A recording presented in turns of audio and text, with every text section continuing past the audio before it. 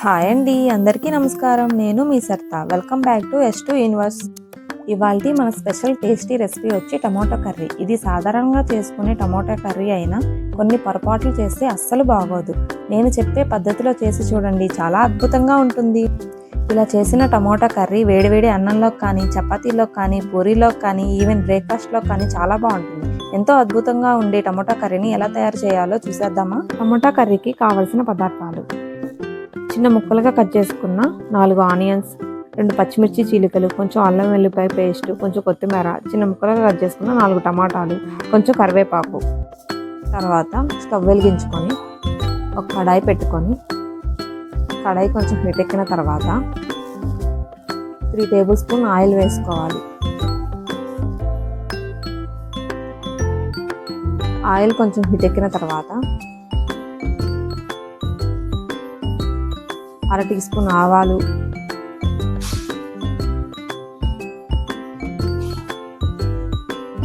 1/2 tea spoon జీలకర్ర, 1/2 tea spoon పచ్చెనగపప్పు. ఈ మూడింటిని 2 నిమిషాల పాటు వేయించుకోవాలి. ఈ మూడు కొంచెం వేగిన తర్వాత మనం ముందుగా కట్ చేసుకున్న ఆనియన్స్, పచ్చిమిర్చి, కరివేపాకు వేసుకోవాలి. ఈ మూడింటిని 2 నిమిషాల పాటు వేయించుకోవాలి. 2 నిమిషాల తర్వాత మూత పెట్టుకొని మీడియంలో 5 నిమిషాల పాటు మగ్గపెట్టుకోవాలి.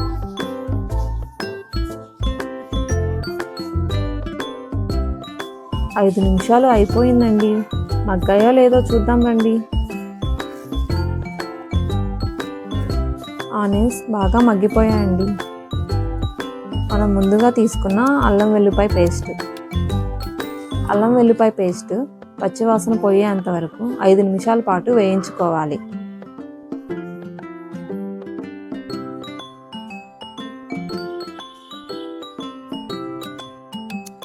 అల్లం వెల్లిపాయ పేస్ట్ వేగిన తర్వాత మనం ముందుగా కట్ చేసుకున్న టమాటా ముక్కలను వేసుకోవాలి. టమాటా ముక్కలను వేసుకున్న తర్వాత కర్రీ మొత్తాన్ని 1 నిమిషం పాటు కలుపుకోవాలి.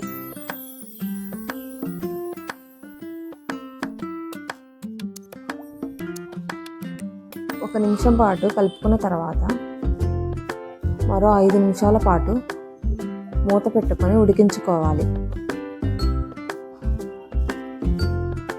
5 నిమిషాలు అయిపోయిందండి. ఉడికిందో లేదో చూద్దాం రండి. చక్కగా ఉడికిపోయిందండి. ఇలా ఉడికిపోయిన కర్రీని మరో 2 సార్లు కలుపుకోవాలి. కలుపుకున్న తర్వాత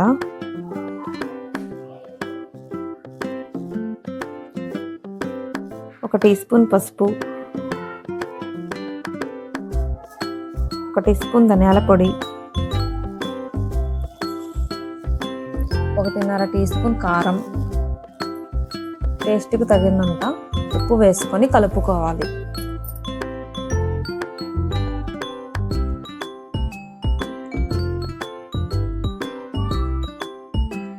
మళ్ళీ 5 నిమిషాల పాటు మూత పెట్టుకొని సిమ్లో ఉడికించుకోవాలి.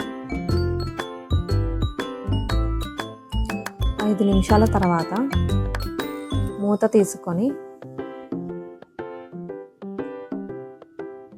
కొన్ని వాటర్ పోసుకొని కర్రీ అంతటిని కలుపుకోవాలి.